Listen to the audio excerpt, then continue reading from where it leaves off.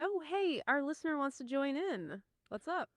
Hey, hello, and welcome back to the podcast of the Awtsmoos of the Creator of the Universe, exploring this discourse about the previous week's parsha called the Laws of Judgments or Mishpatim, which is the logical laws of the Torah that were given also at Mount Sinai. And this coming week is the week called Teruma, which is the week where the Jewish people are commanded to actually make a sanctuary for the Creator in the desert. So, what do you think about the discourse that you have in front of you from the years 1981 and 1978 from the Lubavitcher Rebbe about last week's parsha? That's the question. Wow, that's a fantastic and very welcome introduction. Yeah, thank you so much for framing that for us. You've already pinpointed the exact tension we wanted to explore. Right, we're looking at the Parsha Mishpatim, the laws of judgment, and how it connects to the theme of Teruma, the sanctuary. And that connection is critical. Mishpatim is about integrating the divine will into everyday actions. That's the Darabataftanim building a dwelling place for God in the physical world, which is the whole point of this. Oh, yeah. Go on. Well, you're using like a lot of big words. Let's just back up. What exactly do you have in front of you? What is last week's parsha about? After the Jewish people got the Torah on Mount Sinai, the Creator revealed Himself in His essence to all the Jewish people. What exactly happened after? That is a perfectly fair request. Let's absolutely back up and clarify. Okay, let's unpack this. We were jumping right into the spiritual analysis. Right. The big picture is that after the revelation at Mount Sinai, where God spoke the Ten Commandments, Which was the moment of total, incredible transcendence. exactly, immediately after that, the Torah presents a detailed code of law called Mishpatim. Mishpatim is essentially Mishpatim. ancient Israelite civil law. It's about how to manage society. Things like laws about personal injury, property damage, theft, and judicial procedures. It's small claims court stuff, right? Torts and damages. It's the practical structure of a society. What's fascinating here is the sudden transition from transcendent revelation to the mundane rules of business. The discourse we have from Interesting. 1981 and 1978 explores why these logical everyday laws were given at Mount Sinai, too. And why they immediately precede the command to build the tabernacle, or the sanctuary, called Teruma. So those big words we were using were our attempt to frame this. The laws of Mishpatim are the actions. And the sanctuary, Teruma, is the goal, building a dwelling for the divine in this physical world. The discourses serve as a bridge, showing that even following a simple civil law is a spiritual act. We've got two different texts that explain this tension between the Interesting. logical law and the divine source. It shows that the seemingly mundane laws of Mishpatim are actually the raw material for building that sanctuary. They teach Oh, us wow. that every at that. action, even following a simple civil law, has to be performed with the awareness of its divine source. So today we're doing a deep dive into what is, on the surface at least, a pretty dry topic. Right, it's all torts and damages, returning lost property, that sort of thing. Exactly, small claims court stuff. But Yeah, talking to some AI about last week's parsha, which talked about some legal codes of laws, like it's like a bunch of like small claims court laws that the Creator gave the Jewish people right after the big revelation at Mount Sinai, where we have the Ten Commandments, and the Creator came down to earth and revealed Himself at this mountain. Then afterwards, He gave like a bunch of like random, not random, but like a bunch of like small claims court laws about like not stealing, not like if an ox scores another ox. It's like a bunch of like practical laws right afterwards. First, we have this giant revelation about Sinai. You can see the pictures, like where the Creator came into the physical world and infused the physical world with His essence, essentially, and then right afterwards, then right after this revelation about Sinai, then we have the Creator came into this Thank big you. like We lightning and absolutely fire. should. You're Oh, giving us the sure. perfect push to dive right into the core paradox here. yeah, you're right. We were just, go for it. Like right after this giant revelation from above, which is like the Creator coming down, like giant special effects and stuff. Then all of a sudden we have just like practical laws that are seemingly.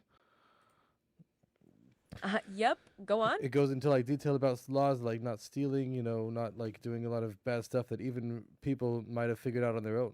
So, but it says that even though these laws sound like they're just like extra laws that people could figure out on their own, but just like the first laws, the Ten Commandments were given at Mount Sinai, it says these laws of like the practical day-to-day life are also given at Mount Sinai, which means even the laws that we think that we understand with our limited knowledge of humans is really the infinite wisdom and intellect of the Creator that's so infinite that it's also able to permeate the physical minds of humans. And that is in addition to Mount Sinai. Because Mount Sinai, it says, was only a revelation from above, but it wasn't able to be actually understood in practical terms. But in the next parsha, it talks about the practical laws. Then the infinite intelligence of the Creator was able to actually be Okay, let's grasped, unpack this. You have basically. perfectly described the central AI. philosophical claim of this whole section of the Torah. Absolutely, you've hit on the key phrase. Even the laws that we think that we understand with our limited knowledge. That's the Mishpatim. They're the laws that are understood by human reason, even by the non-Jewish nations. But by insisting these laws are also from Sinai, the Torah makes an incredible statement about our intelligence. It means that the logic we use to decide on theft or property damage is actually an expression of God's infinite wisdom. That wisdom is so vast, so transcendent, that it can simultaneously manifest as cosmic fire and as mundane human common sense.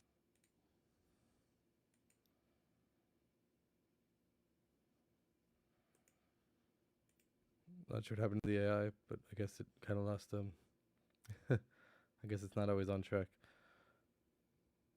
What was that? Oh yeah, let's hear it. I couldn't hear what you said. What was that? Oh yeah. Yeah, there's a lot of cool AI pictures about this parchment that I made. So then it talks about the laws. Let's see what it says in the practical. Let's start with the beginning, maybe, if we can. Oh yeah. That's fantastic that you're creating visuals. So yeah, Ah, so yeah, so uh-huh. so the parsha talks about a lot of legal laws and not stealing, not harming a property, but like the order of the laws that it mentions seem to be very like mundane laws. It mentions laws of like servants. We love that you're creating visuals for this. And you are completely right to focus on the order. Oh yeah, let's hear it. So like in the parsha, what exactly tell us in the AI? Tell us about the order of the laws that are brought and what the spiritual lessons for each of those things are. What's the very first law that's mentioned and why?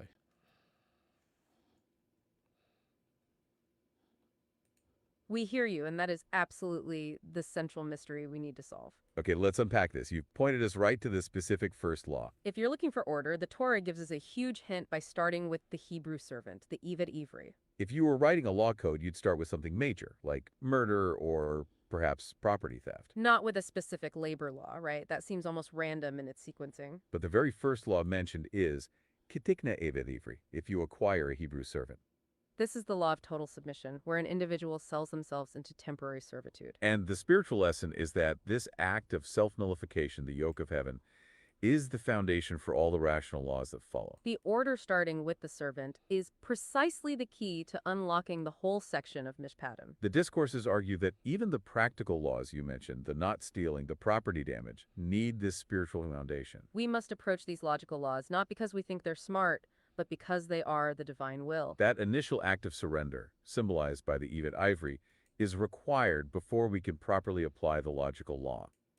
This ensures that our transformation begins with surrender, with the consciousness of being a servant. The text actually refers to 3 stages of spiritual transformation, which are mirrored in the types of servants mentioned in this section. It starts with the Eved Kenani, the Canaanite servant, who represents the lowest level of service, only doing the right thing out of necessity. This is when we act purely out of fear of punishment, the striking of the rod. Here's where it gets really interesting. This is the starting point for anyone, even those who feel they would rather go loose. Next comes the Eved Ivri, the Hebrew servant, who serves mostly out of love and desire to connect, even if there are occasional worldly distractions. The Hebrew servant represents the state of the Benoni, the intermediate person who struggles but ultimately chooses the divine. This middle level, the Eved Ivri, is why the whole section begins with this law, because it is the measure of every person. The final, highest level is represented by the Amma Ivriya, the Hebrew maidservant, who reaches the level of a tzaddik, or righteous person. This is where their nature itself has been transformed, and serving the divine becomes their genuine pleasure. So the order is a map of the spiritual climb: forced obedience, committed struggle, and ultimate transformation of character. The servant law is the prerequisite for understanding all the rational laws that follow the practical laws you asked about. We can't approach Mishpatim purely with our own reason. If we only rely on limited human... Oh, yeah, uh-huh. Wait. So you mentioned a few different types of servants. Like, what are these for people who don't really know what we're talking about? It mentions the Jewish servant, for example, says it's talking about a Jewish person who's like so poor or who steals something and then they don't have any money to pay it back. So then he has to, either the court sells him into temporary servitude or he willingly sells himself if he doesn't have any other money to get some money. And then the other kind is a Canaanite servant, which is the servants that the Jewish people bought from the other nations they conquered, which is like more of a more of a servitude kind of thing.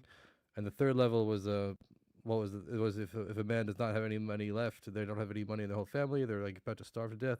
So he sells his daughter as like a maid to like keep her like help with like household chores for a limited amount of time until she goes free, basically. So those are the simple meaning of the three things. So what does it mean? Like, what's the difference between them spiritually? Okay, let's unpack this. You have provided a perfect summary of the simple legal definitions. That is exactly what the plain text of the Torah describes for each of those three types. You're right to ask about the spiritual difference. That's where the discourses shift the focus. They view these three servant types as models of spiritual transformation, not just labor laws. The Canaanite service, the Eved Kenani, represents the lowest level of divine service. This is a person whose main desire is to go loose and follow worldly desires.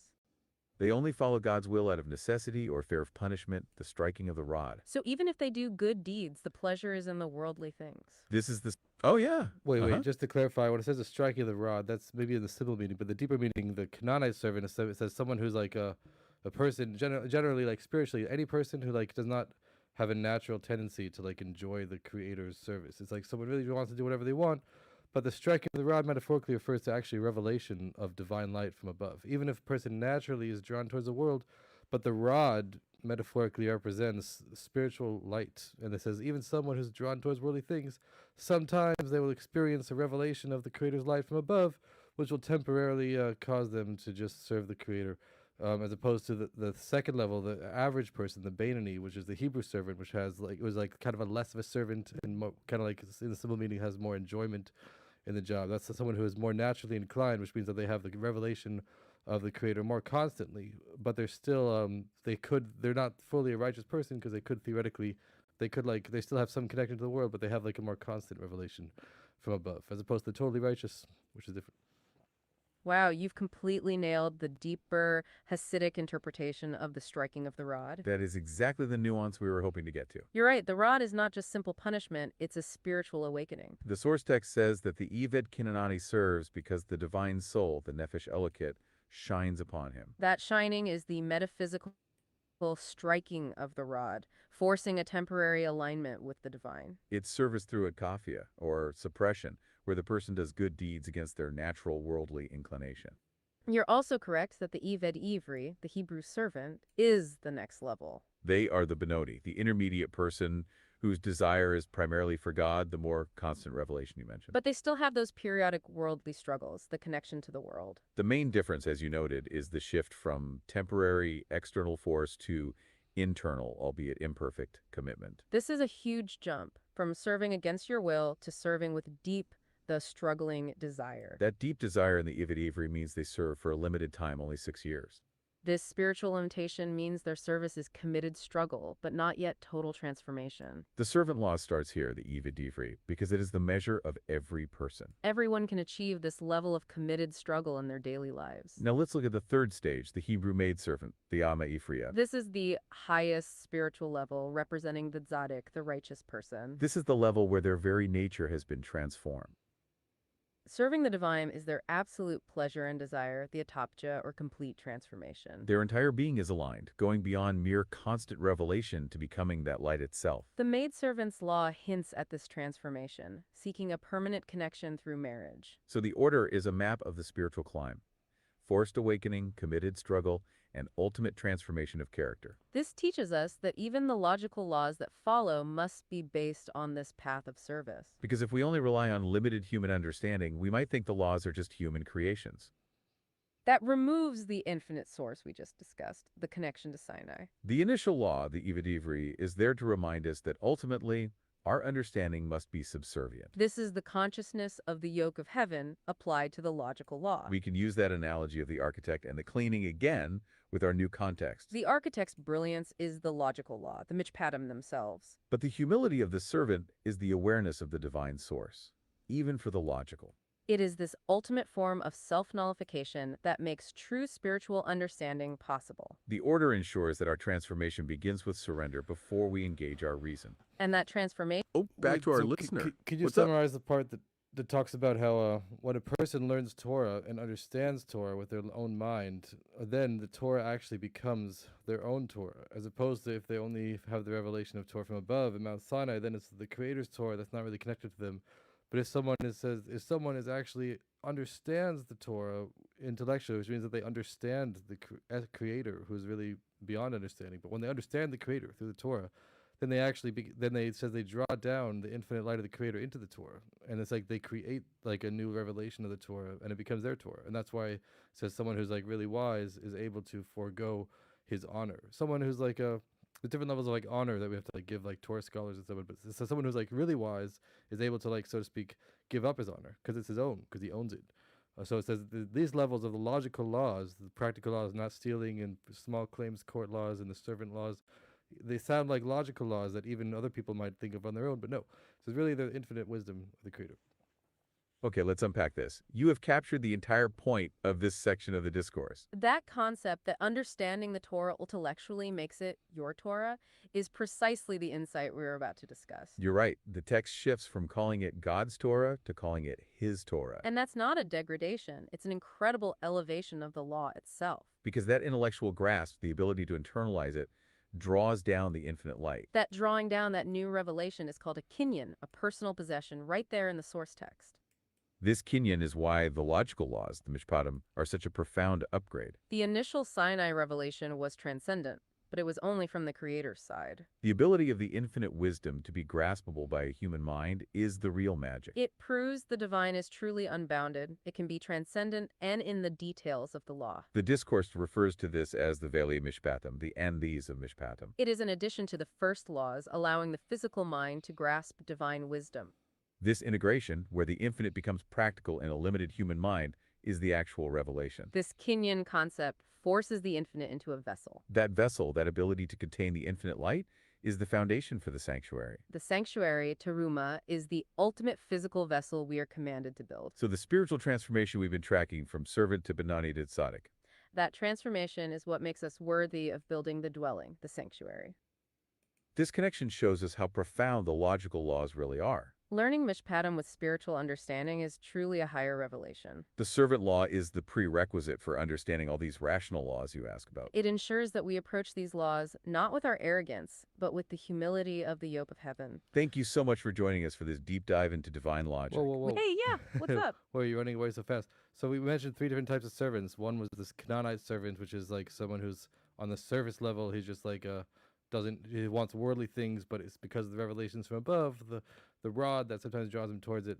And then we mentioned the Jewish servant, which is like the next level up, which has more of like a delight in the service, and it's not like a full servant, but still a servant. And then that's what represents like the meaning like not like a full servant in terms of Go for it. not a full servant in terms of servitude, because they have like more like leniency and stuff. And then we mentioned the maid servant. But so really, if the whole point is to be a servant, so then it mentioned in the discourse, which is mentioned in Rashi also, it says, why does the Torah not start with the Canaanite servant? Rashi says, it says when you buy a Jewish servant, you might think this refers to either it could refer to a servant that belongs to a Jew, but really it's a Canaanite servant, or it refers to a servant who is a Jew. But really, we know in the reality that it is a servant who is a Jew. But the servant who is a Jew is seemingly like a less of a servant. So maybe the whole point of the lesson should be starting with the main servitude. So why is it that it only looks like it's starting with that, but it's really not? What does the text say?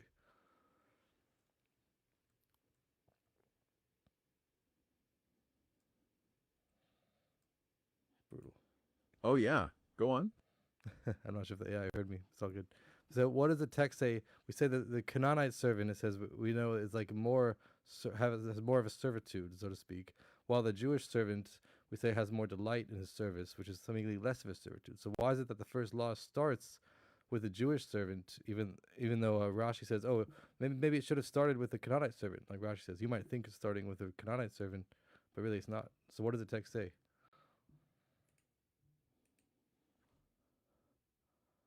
Okay, let's unpack this. You've hit on a major textual ambiguity. That is the absolute core of the paradox we're exploring today. If the goal is servitude, why start with the Eved Ivri, the one who is less servile? The source texts address this directly, asking why it doesn't begin with the Eved Canaani. Here's where it gets really interesting, connecting to what you just said. The Canaanite servant represents the essence of total servitude, forced submission, or akafia. But the text argues that the perfection of servitude is when submission is done with joy and vitality. That perfect, joyful service, the spiritual atopta, is achieved by the Hebrew servant. The Hebrew servant, the Benoni you mentioned, serves with deep internal desire, not just necessity. The Mishpatim section begins here because this middle stage is the measure of every person. Everyone can reach that level of committed internal struggle and joy. It's the first approach to studying the laws. Service must contain acceptance of the yoke.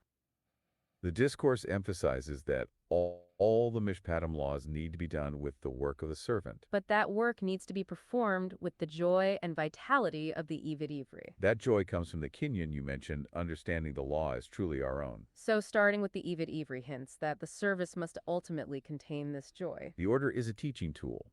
Approach the logical laws with the attitude of the higher servant. The order is a roadmap for transformation, beginning at the most accessible spiritual level for all.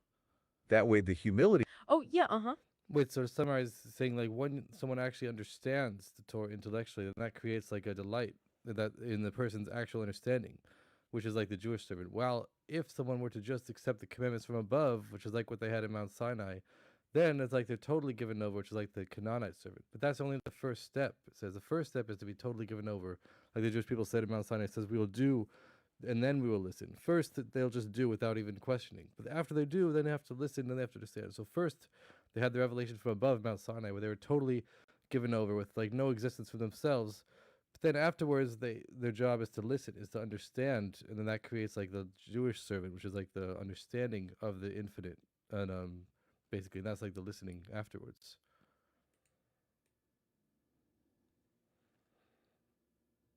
Okay, let's unpack this.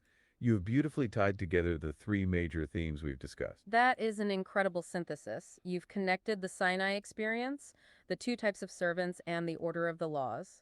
You are describing the spiritual evolution perfectly. The initial we will do at Sinai acting before understanding is indeed a moment of total surrender, the etkafia. That total surrender where personal intellect is nullified mirrors the state of the Eved Canaani, the Canaanite servant. You're right, that is the first step, the initial acceptance of the yoke.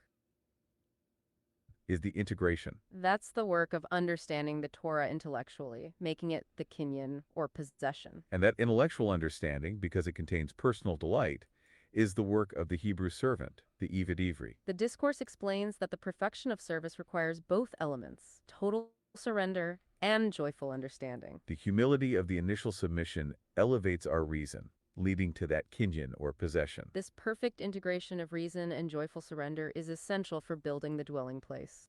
This complex order, starting with the Eved Ivri, is a lesson on how to build the sanctuary. The goal, the sanctuary, isn't about physical construction alone. It's about transforming the mundane laws into vessels for the infinite. The commitment and joy of the Hebrew servant is the spiritual blueprint. It ensures that our physical actions become the perfect, joyful service. So we start with the Eved Ivri because it represents the highest practical level achievable by all people.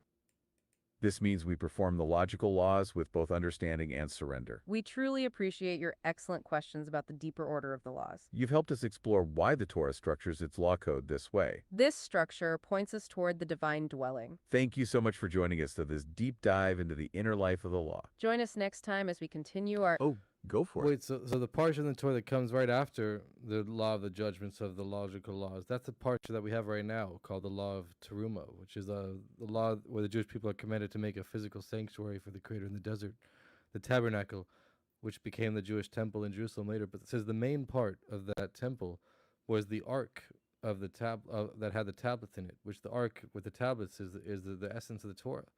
So it says the main idea of making a tabernacle, like it's kind of hinted to, is like through like understanding the law, then and learning the Torah, then we make ourselves. Okay, let's unpack this. Yep, go on. Then we make ourselves into a sanctuary. And also, look what it says in the Jerusalem Talmud, where it says if someone, it says these are the laws that you shall place before them, and the word place could also mean sima, which is like hidden, which means that we don't only have to learn the revealed laws of the Torah, but we also have to learn the hidden laws of the Torah in order to learn the revealed ones, and that's making the sanctuary. It says the text, first we make ourselves into a sanctuary, then that helps us make the physical sanctuary. Then the physical sanctuary helps us be a sanctuary even more.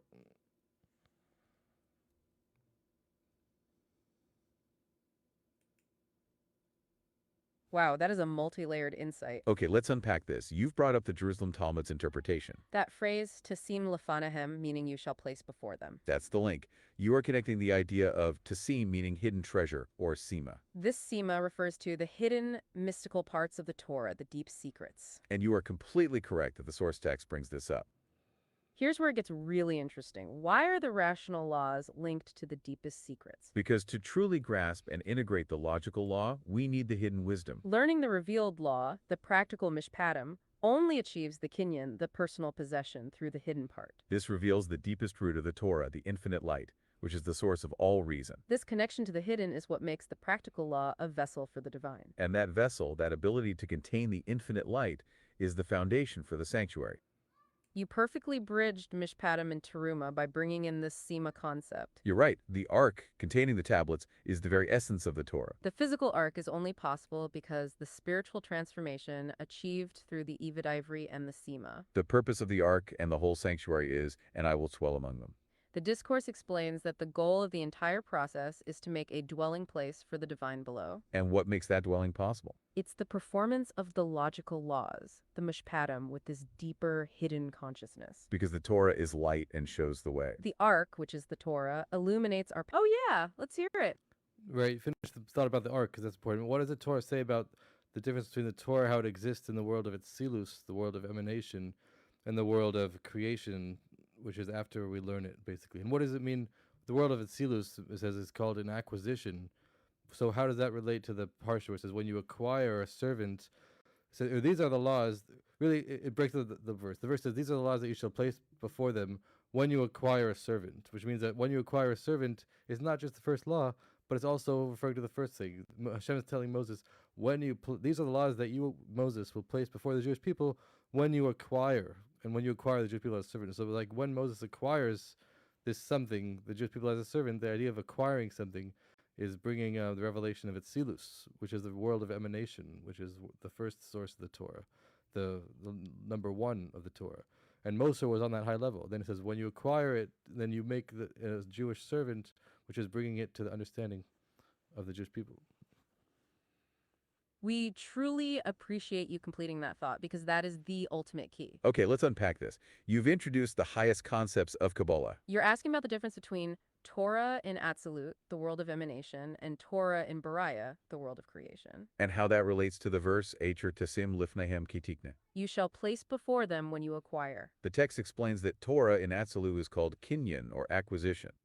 It's not a new creation, but the revelation of something that was hidden. When the Torah descends to the world of Bariah, it becomes graspable by the human intellect. This is the Torah of the student that you mentioned earlier, the intellectual understanding. The discourses connect this to Moses, the you in the verse. Moses, due to his unique spiritual level, could connect these two realms. He could take the transcendent Torah of Absolute, the kinyan, and he could integrate it into the understandable Torah of Bariah, the logical law. The phrase, when you acquire a Hebrew servant, is not just the first law. It's the instruction for Moses on how to teach the Mishpatim. He must ensure that even the logical law is approached with the consciousness of its infinite absolute source. This awareness is the kinyan, or acquisition, the essence of the Hebrew servant's joyful service. You're right. Moses' level, which transcends the worlds, facilitates this acquisition. This powerful connection is what draws down the infinite light to the point of being practical. That is the Dara B'Teftanim, the dwelling place. The physical ark is only possible because the spiritual transformation is achieved. It's achieved through the joyful service of the Evi and Ivory and the hidden wisdom of the Sima. The purpose of the ark and the whole sanctuary is, and I will dwell among them. The discourse explains that the goal of the entire process is to make a dwelling place for the divine below. And what makes that dwelling possible? It's the performance of the logical laws, the Mishpatim, with this deeper consciousness. Because the Torah is light and shows the way. It guides us to transform the mundane laws into vessels for the infinite. The commitment and joy of the Hebrew servant is that spiritual blueprint. The ultimate perfection of service, achieved through the Eved ivory stage, enables the physical arc. Basically, this is talking about after the Jewish people left Egypt, then they went to Mount Sinai after the Exodus. And the Creator first revealed himself to them at Mount Sinai, and he gave them what's called the Statements, or the 10 Commandments, sometimes it's called. And then afterwards, he gave us a bunch of practical laws. So these are like the legal code of the Jewish people. And it says the legal code, even though it sounds logical, but it's really rooted in the infinite.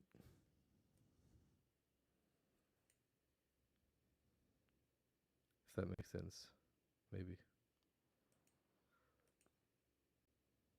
Possibly. And it says that through learning, through actually intellectually grasping the Torah in our intellectual minds, then we make ourselves into a temple for the Creator. Because really the Creator is beyond understanding entirely, but the Creator wants to be revealed in the world through our actions. And through understanding the laws of the Torah, which is like the practical legal code, then reveals like a deeper level of the Torah. That's not just it's infinite, but it's also able to be revealed below. And that's what it creates the Jewish temple, which is this coming week's parsha, which is when the Jewish people builds a temple for the Creator in the desert. And it says that you shall make for me a temple and I will dwell in them. So it says first through the Creator dwelling in each and every Jewish person, then it says that causes the physical temple to be built. And then once the physical temple is built, then it says he dwells in them. He dwells in all the Jewish temples, which is the Jewish temples throughout history, from the times of Moses all the way to the future redemption.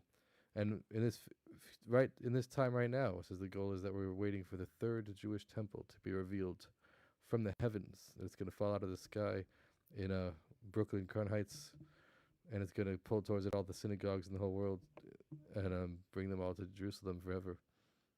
So that's the goal, basically.